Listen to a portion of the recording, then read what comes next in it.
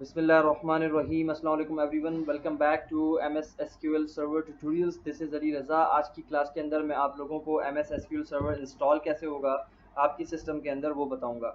Installation बताने का reason ये है कि बिकॉज MS SQL सर्वर एक पूरा सर्वर है और इसके अंदर बेतहाशा सेटिंग्स हैं जो कि एक नए बंदे को नहीं पता होती। चलें देखते हैं कि MS SQL सर्वर कैसे इंस्टॉल होगा और इसके डाउनलोड का लिंक मैं आपको डिस्क्रिप्शन में भी दे दूंगा इंशाल्लाह। ठीक है, so let's start. Alright guys, तो ये मैंने डाउनलोड करके रखा हुआ है सेटअप यहाँ पे। ठीक है, और इस सेटअप पे आपने जो है वो राइट क्लिक करना है। मैंने SQL 2014 का वर्जन डाउनलोड करके रखा है, उस पर आपने राइट क्लिक करके रन एज एडमिनिस्ट्रेटर करना है। ठीक है, एडमिनिस्ट्रेटर मोड पे आपने इसको इंस्टॉल करना है। सही है। ऑलराइट गाइस, आप देख सकते हैं आपके सामने एक स्क्रीन आ रही है यहाँ पे SQL सर्वर इंस्टॉलेशन सेंटर। ठीक है ना, इसके अंदर बेसिकली बहुत सारी चीज़ें हैं। हम लोग अगर फर्स्ट टाइम इंस्टॉल कर रहे हैं तो हम लोग जो है वो, वैसे तो आप इस सब चीज़ों को आप पढ़ सकते हैं कि हार्डवेयर सॉफ्टवेयर रिक्वायरमेंट्स क्या है, सिक्योरिटी डॉक्यूमेंटेशन क्या है और कौन कौन सी चीज़ें हैं। अपग्रेड कर रहे हैं तो उसके लिए आपको एडवाइस चाहिए, तो आपने यहाँ पे क्लिक करना है इंस्टॉलेशन के ऊपर। ठीक है, इंस्टॉलेशन पे क्लिक करेंगे। ओके, इंस्टॉलेशन पे क्लिक करने के बाद देखिए वो आपसे कह रहा है कि SQL server stand alone installation और add features to an existing installation.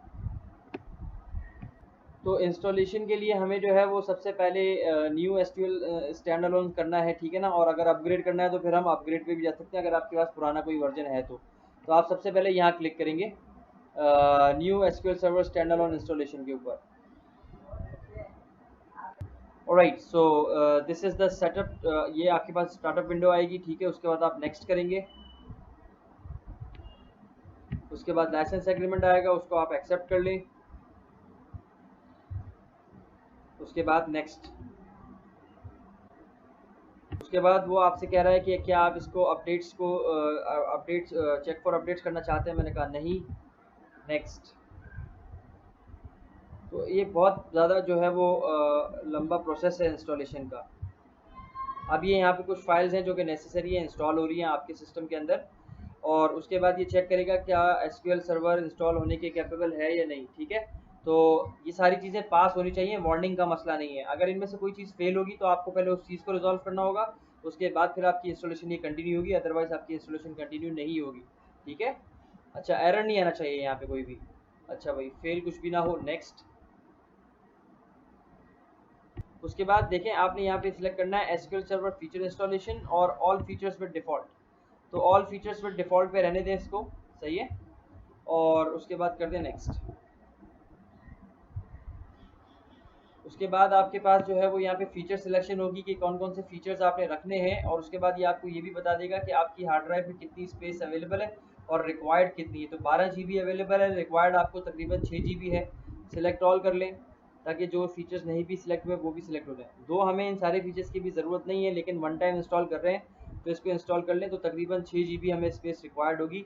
और इंस्टॉलेशन डायरेक्टरी आपके सामने ये है। अगर आप कोई और डायरेक्टरी रखना चाहते हो तो आप वो डायरेक्टरी भी रख सकते हो यहाँ से चेंज करके। तो मेक श्योर कर लीजिएगा कि आपने सेलेक्ट ऑल किया हुआ हो, और उसके बाद नेक्स्ट। नेक्स्ट करने के बाद आपसे जो है वो फर्दर वो पूछेगा कि और क्या क्या चीज़ें हैं जो कि आपने करनी है इसमें। ये सबसे इंपॉर्टेंट जगह है। अगर आप फर्स्ट टाइम इंस्टॉल कर रहे हैं एसक्यूएल सर्वर तो आपके पास डिफ़ॉल्ट में यही लिखा हुआ आ रहा होगा, लेकिन अगर आपके पास ऑलरेडी एक एसक्यूएल इंस्टॉल है और आप दोबारा एसक्यूएल इंस्टॉल कर रहे हो तो फिर आपको नेम इंस्टेंस पे क्लिक करके इसका नाम चेंज करना पड़ेगा। और मैं आपको रिकमेंड करूँगा MS SQL सर्वर जो डिफ़ॉल्ट है वही रहने दें, इसको चेंज नहीं करना है आपने। अगर आपके पास दूसरा एसक्यूएल भी इंस्टॉल्ड है तो फिर यहाँ पे नेम बदलना पड़ेगा आपको। सही है, उसके बाद आप इसको कर दें नेक्स्ट। डिफ़ॉल्ट पे ही रहने दें, इसमें कुछ नहीं चेंज किया मैंने। ऑलराइट, ये भी सबसे इंपॉर्टेंट स्क्रीन है, service accounts. SQL server login किन किन से होगा। हमें जो अभी सिर्फ चीज़ पढ़नी है ना वो एसक्यूएल डेटाबेस इंजन है, और उसके बाद उसका अकाउंट नेम आ रहा है डिफ़ॉल्ट, और उसके बाद पासवर्ड कुछ भी नहीं आ रहा। और ये सर्विस कैसी होगी, ऑटोमेटिक ऑटोमेटिक ऑटोमेटिक ऑटोमेटिक। सही है, तो बस इसमें भी कुछ छेड़ने की ज़रूरत नहीं है। अगर आपको लगता है कि आपका अकाउंट नेम कोई और होगा जो कि अभी आपकी ज़रूरत बिल्कुल भी नहीं है, आप इसको एज इट इज़ रहने दीजिएगा, कोई पासवर्ड सेट मत कीजिएगा और नेक्स्ट पे क्लिक कर दीजिएगा। उसके बाद अगला स्टेप जो आ रहा है ये भी बहुत इंपॉर्टेंट विंडो है यहाँ पे, authentication mode. By default SQL Windows authentication mode में वो खुलता है, लेकिन आप दोनों मोड रखेंगे यहाँ पे। Mix mode authentication mode select करेंगे, जिसमें एसक्यूएल सर्वर ऑथेंटिकेशन और विंडो ऑथेंटिकेशन दोनों से आप लॉगिन कर सकते हैं। इसका फ़ायदा ये है कि अगर एक ऑथेंटिकेशन काम नहीं कर रही तो आप दूसरी ऑथेंटिकेशन से काम कर लें।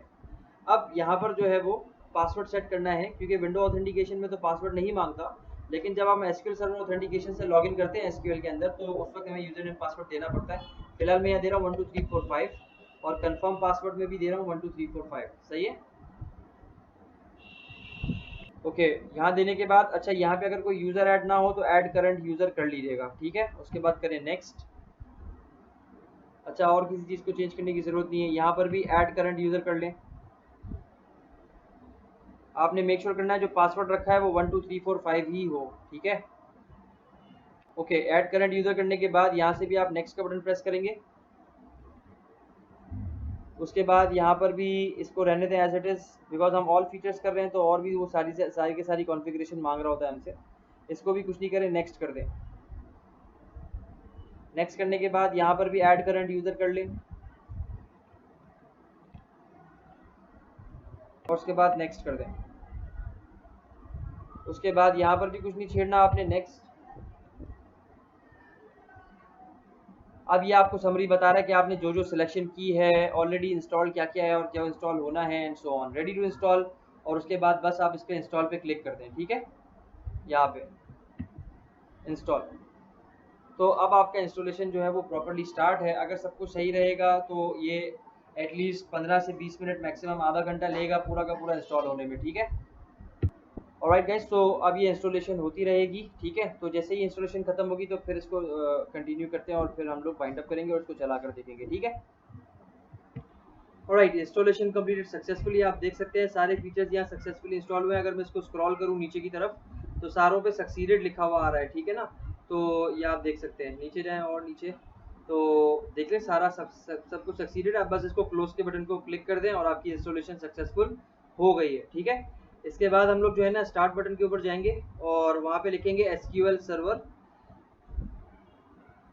स्टार्ट, और यहाँ हम लिखेंगे एसक्यूएल सर्वर मैनेजमेंट स्टूडियो। ये देखें ये आ रहा, तो इसको आप क्लिक करके ओपन करें, सही है।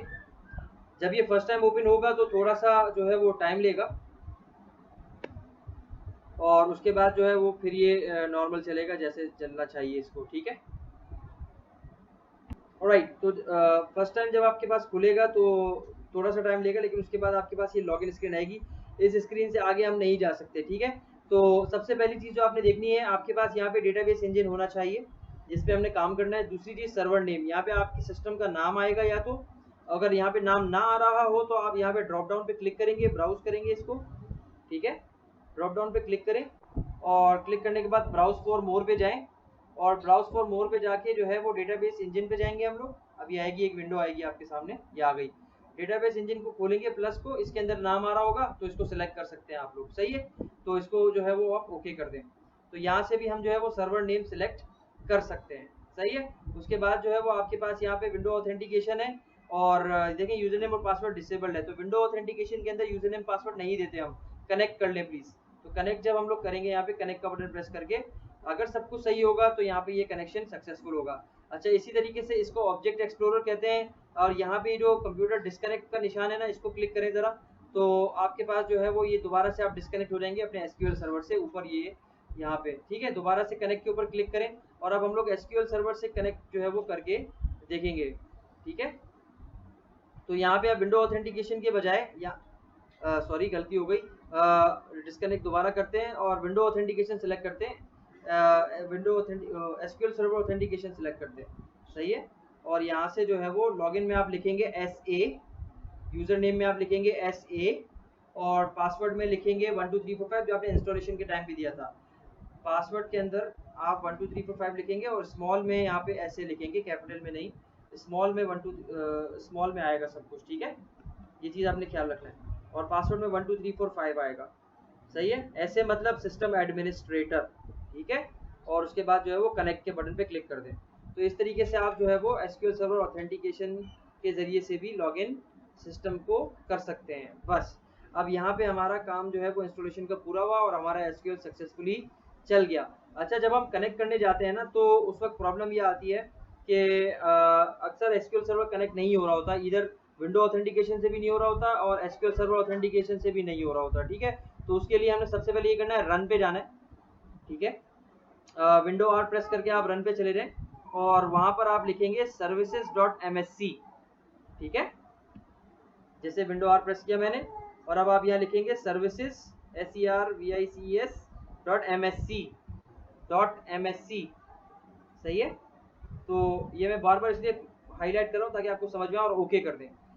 अक्सर ऐसा होता है विंडोज 10 के अंदर स्पेशली कि जब हम लोग सर्विसेज को स्टार्ट करते हैं, मतलब जब आपका सिस्टम शटडाउन होकर ऑन होता है ना, तो एसक्यूएल सर्वर की सर्विसेज ऑन नहीं होती। तो यहाँ पे किसी भी सर्विस पे क्लिक करके एसक्यूएल टाइप करें ज़रा अपने कीबोर्ड से, तो होगा ये कि आप एसक्यूएल की सर्विसेज पे चले जाएंगे। इसको फुल स्क्रीन कर दें और चेक करें फिर एसक्यूएल की सर्विसेज कहाँ आ रही है।